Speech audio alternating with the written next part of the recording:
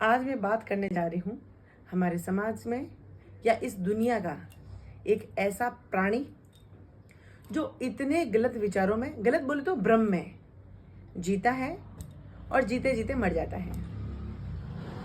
उसको सुध बुध नहीं रहती हैं खुद के जीवन की, अपने सपनों की, खुद की ख्वाहिशों की, सब कुछ बर्बाद। और इतना झूठा भ्रम उसको रहता है कि मेरे बिना कुछ चल ही नहीं सकता।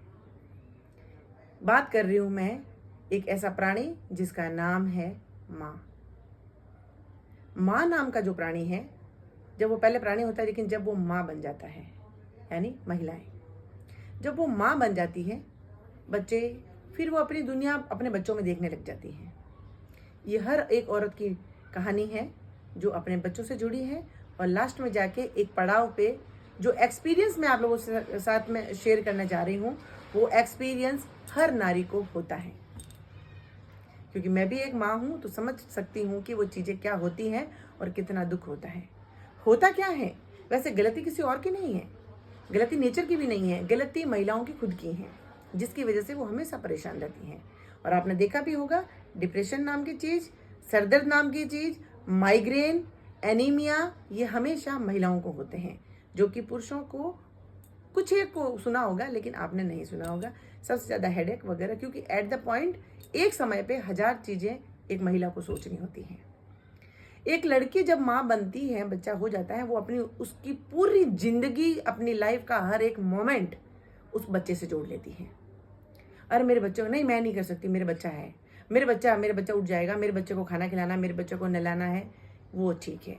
फिर उसके बाद बच्चा थोड़ा सा बड़ा होता है, मेरे बच्चे को हर स्कूल में डालना है, पता नहीं कैसे स्कूल में होगी, उसकी पढ़ाई की चिंता, ये वो ठीक है। फिर उसका थोड़ा बहुत जो एक सोर्स था हंसी खुशी जीने का, या थोड़ा सा अपने माइंड को डाइवर्ट करने का, मायके जाना, बच्चे होने के बाद बच्चे स्कूल जाने लगे, वो भी कम कर देती है। नहीं, मैं नहीं आ सकती, मेरे बच्चे स्कूल जाते हैं, मेरे बच्चे पढ़ते हैं। अब ये सब अटैचमेंट वो खुद कर रही है। धीरे धीरे धीरे ऐसे जो समय निकलता है, बच्चा जब 8-10 साल का हो जाता है, 10 साल का बच्चा सब समझता है। 10 साल के बच्चे को पता होता है कि मुझे खाना खाना है, उसको पता होता है कि मुझे नींद आ रही है, उसको पता होता है कि मेरे एग्जाम्स आ गए हैं। 10 साल का बच्चा, और उसको पता होता है कि मुझे पढ़ाई करनी चाहिए, उसको पता होता है। लेकिन एक माँ नाम का प्राणी जो होता है, वो उसके पीछे ऐसे पड़ा रहता है, अरे नहीं तू मत कर, तू ऐसे मत कर, तू ये मत कर, तू ये खा ले, तू वो कर वो कर। वो बच्चा और टोटली फ्री हो जाता है। उसको पता है कि एक व्यक्ति है जो मेरे पीछे पड़ा है, मैं नहीं खाऊंगा, मैं नहीं करूंगा तो वो मेरे पीछे पड़ा रहेगा। तो भी माँ करती है।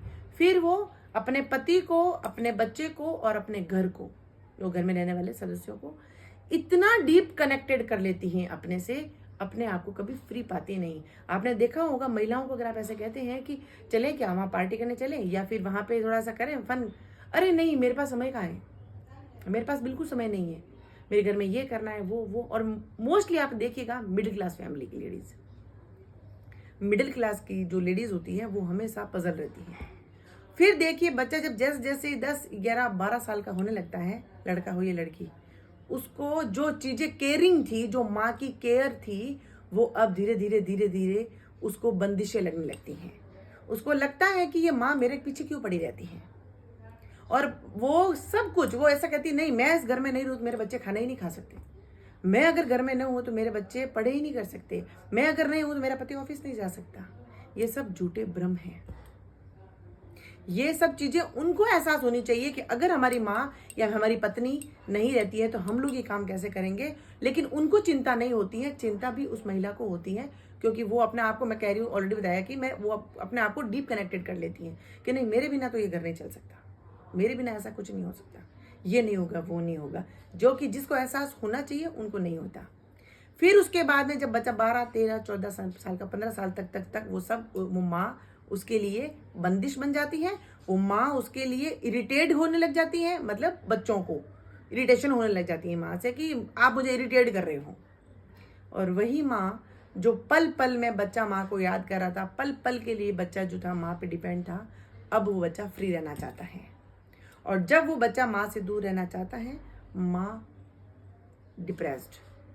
हाय राम, इसके लिए मैंने कितने साल बर्बाद किए, 15 साल मैंने इस बच्चे के लिए बर्बाद किए। किसने कहा था आपको बर्बाद करने के लिए? आप खुद के लिए भी समय निकालती, फिर जब बच्चा उसको अच्छा नहीं लगता है जब वो फिर वो कहती है कि माँ क्या पूरे दिन मेरे पीछे पड़ी रहती हो, ये करो वो करो, मुझे सब पता है। वास्तव में उसको सब पता है, उसको 10 साल की उम्र से पता चलने लग जाता है। तो अगर पता चलने नहीं लगता तो आप जबरदस्ती जो चीज़ें खिलाती है, जो उसको पसंद है वो चीज़ें क्यों नहीं खाता। उसको पता है मुझे ये चीज़ नहीं खानी तो नहीं खानी है, मुझे क्या खाना है वो उसी की जिद करता है। वो जिस बच्चे को इतना सेंस होता है कि मुझे क्या खाना है और क्या नहीं खाना है, उसको ये भी पता होता है कि जीने की शैली क्या होती है, किस तरीके से किस सलीके से जिया जाता है। और फिर जब तक बच्चा 15-16 साल का होता है, माँ 40 साल की 35 से 40 साल की हो जाती है।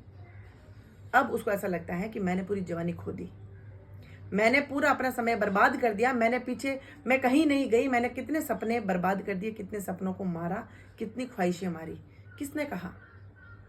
अगर जिम्मेदारी आप उठाते तो जिम्मेदारी सिर्फ माँ ही नहीं, जब बच्चा जन्म लेता है तो 2 व्यक्तियों का रिलेशन चेंज होता है। एक लड़की माँ बनती है, एक लड़की पिता बनता है। उसने तो अपने सपने नहीं तोड़े, उसने तो अपने ख्वाहिशें नहीं तोड़ी, उसने तो अपनी इच्छाएं नहीं मारी, आपने ही क्यों मारी? ये आपका दोष है।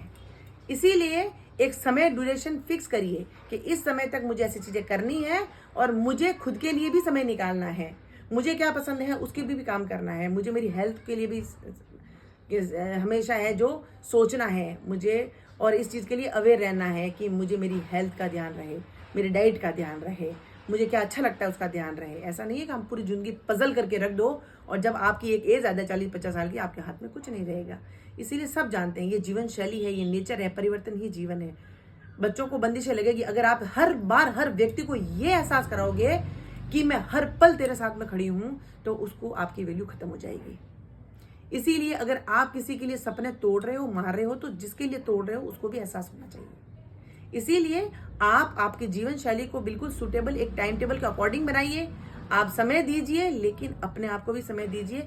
आपको पछतावा नहीं करने पड़े कि काश मैंने अपने लिए समय दिया होता। इसीलिए ठीक है, हम जब रिलेशन में बनते हैं तो हमारी जिम्मेदारियां होती हैं, जिम्मेदारियों के साथ साथ आपकी खुद की जिंदगी भी आपकी जिम्मेदारी है। तो अपना जीवन भूल के किसी के लिए नहीं जीना है, सभी के लिए जीना है और सबसे पहले खुद के लिए जीना है। इसको अगर दुनिया सेल्फिश कहे, स्वार्थ कहे, तो हम स्वार्थी हैं। क्योंकि जब हम 40 साल 50 साल की उम्र में 10 बीमारियां लेके बैठ जाते हैं तो समाज का कोई भी व्यक्ति आके मैं ये नहीं कहता है कि क्या हम आपकी मदद कर दें, क्या हम आपके सपने पूरे कर दें। कोई नहीं कहता। जब कोई नहीं कहता तो कुछ तो लोग कहेंगे, लोगों का काम है कहना, वो कुछ ना कुछ तो कहेंगे। खुद के लिए जीने को अगर सेल्फिश कहा जाता है, इट्स ओके, कहने दीजिए हाँ हम सेल्फिश हैं। भगवान ने हमें जीवन दिया है, बार बार नहीं मिलेगा। अपनी जिम्मेदारियों के साथ साथ में अपना स्वास्थ्य का भी ध्यान रखें, अपने सपनों का भी ध्यान रखें। यही है जीवन।